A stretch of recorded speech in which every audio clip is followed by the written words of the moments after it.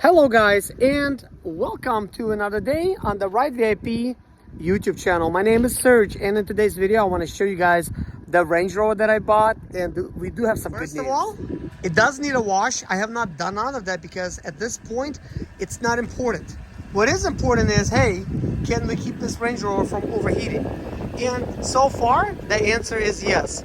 This lake is exactly 3 miles away from my house, and I went ahead and I drove here, and we don't have any water leaks or any other type of leaks from the bottom. I'll show you some other things. So first, let's take a look at the temperature gauge. Right now, basically that it is what it is, like right there. As you can see, not doing anything major. Let's pop the hood, because I know if you've seen some other videos where it was overheating and there was a lot of stuff going on, wasn't looking good. This is what the water looks like right now. It does not appear to be bubbling.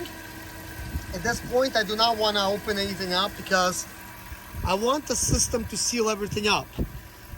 So what I want to show you guys in this video, I want to just give you a walk around, show you some of the things that I've ordered for this Range Rover, and also I want to show you a little bit about kind of like what I'm planning to do next, basically. So let's start with this. So at this point, the engine cover is off. It's sitting actually in the trunk. So I do have that pretty engine cover. This engine is kind of dirty, and it's a good sign that nobody tried to just stick it to me, make it look like it's a nice clean Range Rover, and it wasn't, okay? So as you can tell, whoa, let's see. What is this? It's weird how it has all this stuff on it, because this does appear to be a brand new type of brand new thermostat housing with a thermostat, but at this point there is no thermostat inside because I have removed the thermostat after I removed the housing. I just pushed it back and peeled it out of there, and then it broke apart on me and fell. I did order a brand new thermostat. Now I did get a brand new water pump as well, because when a vehicle's overheating, don't necessarily think, oh, head gasket. You can't assume that. Now, it can be a head gasket, or it might just need a water pump. Now, in this particular situation, you know, it was very tricky to find out what it is. Is it a head gasket? Is this a water pump? So let's take a look over here in the back. Let's see if we have any water coming out of the tailpipe. No drips or drizzles just yet. So we do have a tow hitch here with some kind of bolt. Why is there a bolt here? That's weird. Seems like it's just welded on. So this does seem kind of like massive. Like, I guess you could do some stuff with it. Now, this here is just opens like this. For the trunk, I'm not sure if this is automatic, because really there's no way to really open the trunk. There's like, you know, not enough room to just grab anything and open it. Now this is sort of like a button here. I guess I'm just gonna remove this ugly sticker. This is how you unlock the trunk and lock it. It does say Sport HSE. I will be replacing these badges to make it look a little bit nicer. Probably the rest of this badging too. But at this point, this is like not even a big deal. Probably gonna go to a black badge over here. But I don't know if this is automatic tailgate. At this point, it's not. What I end up doing is once I unlock it from the inside like a BMW, I just reach under and I just like push it out. But I don't know. So we do have a cover here. It is attached with a zip tie. So I don't know what that's about, because sometimes that's where the tow hitch is. It's hidden or usually over there. But at this point, we don't care. So what else did I get for it? I get brand new black grills for here, the newer style, brand new grill for the front, the new style. And you might be thinking that these grills are non-functioning. They are functioning. This is an actual, like a air pickup. So one of them has got a plastic behind it, but one of them has like a hole right there, and that sucks air out. So this is for like the air box. So you can see like the whole airbox system here, and it just kind of like goes out over there. So You see these washer nozzles here? I went ahead and bought 2 black ones. One for here, one for there.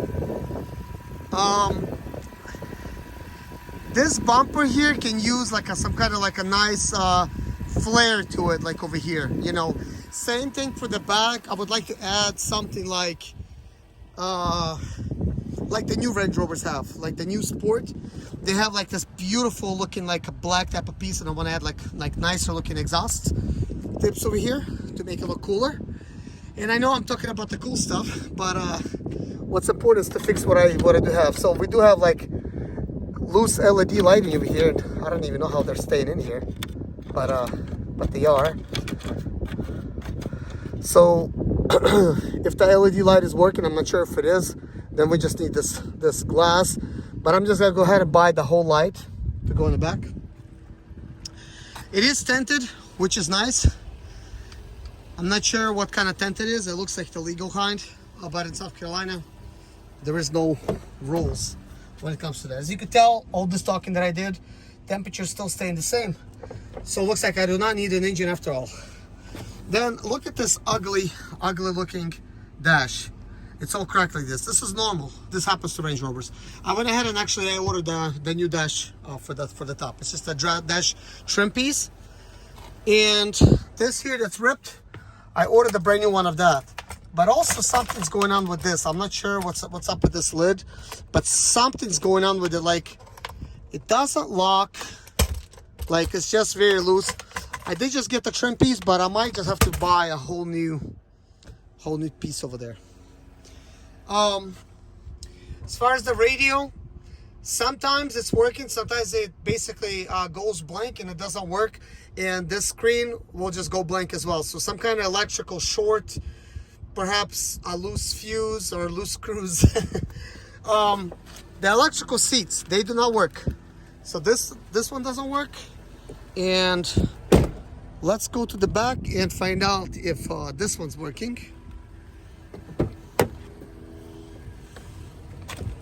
So this one is working. So that's a good sign. Now we do have like weather mats in here, but the floor feels a little bit wet over here, okay? Some Range Rovers, they develop a leak. So I don't know if this one has that problem, but usually the leak is coming from the sunroof, which you just need to clean some channels, and that's gonna be good. And then also these speaker grills are missing. They're about $40 a piece. I do have one of them. The other one I just need to order. I need to figure out which one I have, left or the right. So that's gonna even cost me like 40 bucks. But anyways, any parts that I bought for it that I need, I'm gonna put in the description of the video. All of the costs associated with the vehicle, from buying it to repairing it, and I'm just gonna keep updating the list as we go in. So I will need a couple new tires. The tire tread is great. Like, see how deep my fingers sink? It's nice and deep, so that is good. But whatever brand this is, Delante. Delante sounds like a good brand.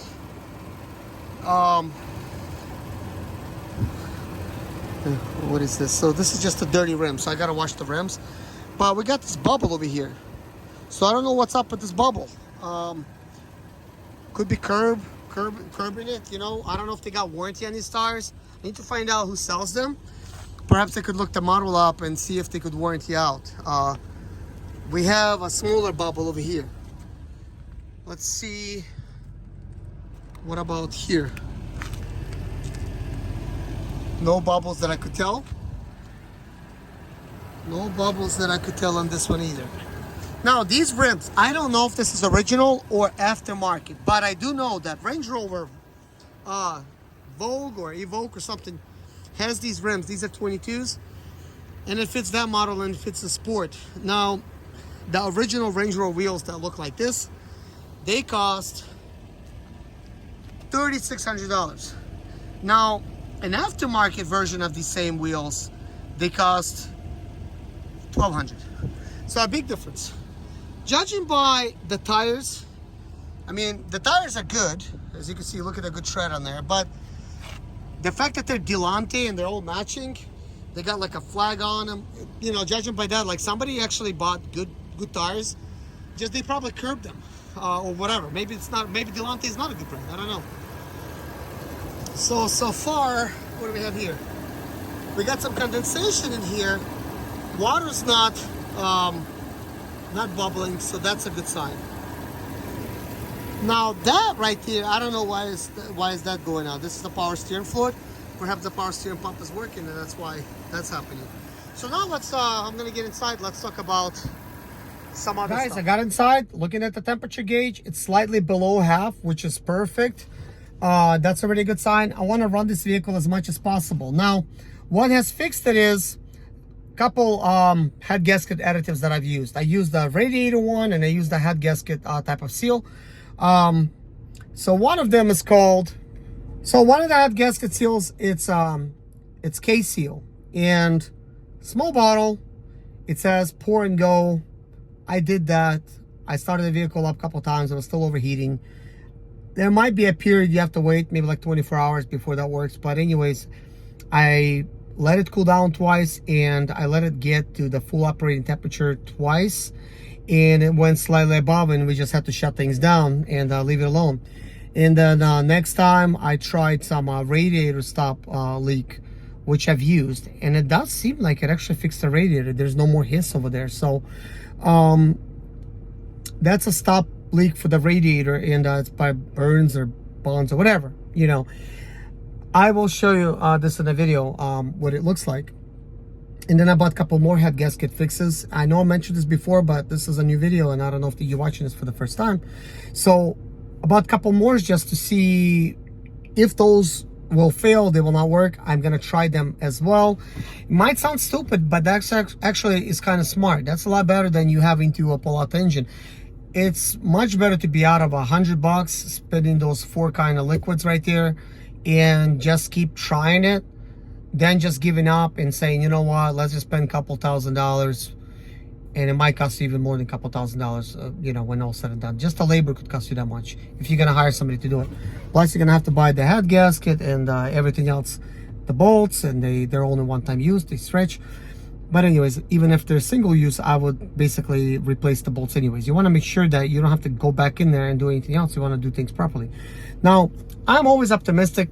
You know, sometimes I get lemons a lot, and I never lose my hope, because here's what I think.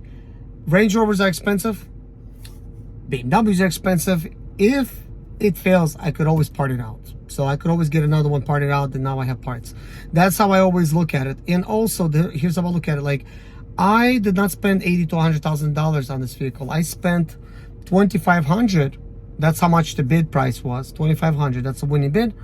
And the rest of it is fees and everything. So it turned out to be $3,038 plus a dealer fee, $150, plus another fee of $20 that they charge now at the branch if you pay using the branch, which is kind of stupid, but they're charging it. It's like they need the money, but they charge you to give them the money, basically. That's a new fee. I never seen it before.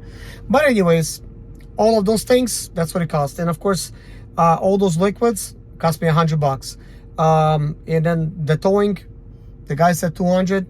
I took him down to like 150. So he towed it for like 150. But this morning, once I got the vehicle back, guess what? All those liquids I put in, which was like only 2 for the radiator fix and the K seal. I mean, it sat overnight. They brought it in the morning. I did not do anything to it. I just basically, I opened up the hood. I look at the water. I see that it's a normal type of level because I filled it up yesterday. And what did I do? I just started it up, put the timer for 15 minutes, and I was over there monitoring the situation. After the 15 minutes, I started recording video because it's been idling for a while. It did not fail, and then I took it on the test drive, which was the last video, and now I've taken it on a longer test drive just to see what it can do. But I did get a new radiator, new water pump, new thermostat, as I mentioned. But before I will replace them, plus they still have to come in, I want to do a pressure test again. So I ordered myself my own pressure tester kit. I didn't have one. I just ordered one, like a 28-piece one. It's gonna come in tomorrow. I'm gonna try to do a pressure test and see if it even holds any kind of pressure. It needs to hold 16 psi of pressure. Once we find out what that does, my next goal is If it doesn't hold the proper pressure, I'm gonna use another one of those head gasket repair things. I'm gonna put it in there, let it run, heat it up, cool it down, heat it up, cool it down, heat it up, cool it down, you know, as a preventive type of maintenance. And then once I figure out that it does hold the proper pressure, I'm going to install a brand new radiator, because I don't want like none of those elements to be blocking the radiator to keep it from warming things, you know, cooling things down. So I'm gonna put a brand new radiator and a brand new water pump and a brand new thermostat, because right now the thermostat's removed, the water's free flowing, so it's constantly cooling the engine, which is good. You do need to remove it in order for you to use the head gasket cleaner. Now, for the next step, once I need to put head gasket cleaner, I need to make sure I flush the whole system. It has to be clean water in there, or like a clean fluid. It needs to just be that, and then you put the head gasket mix. So I still plan to do that just as a preventive type of measure. And I'll still think about how I'm going to do it. So I'm going to record a video how I will do it. But once I get it done and over with, I will then install another radiator, and then I'm going to use this other head gasket repair, which is by Buns or whatever, and leave it in that system. It says just to leave it, which will help then seal up any kind of things, you know, just as a preventive type of maintenance. So that's kind of like what I plan to do.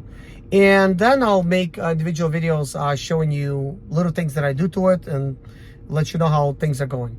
But anyways, I think we're not out of the woodworks yet, but I think we're close. But anyways, guys, thank you so much for watching. Take care of yourself, and see you in the next video. Hey guys, bye-bye. I made it home okay. It's not overheating. It is right there. And I'm going to go ahead and shut it down. Thanks for watching.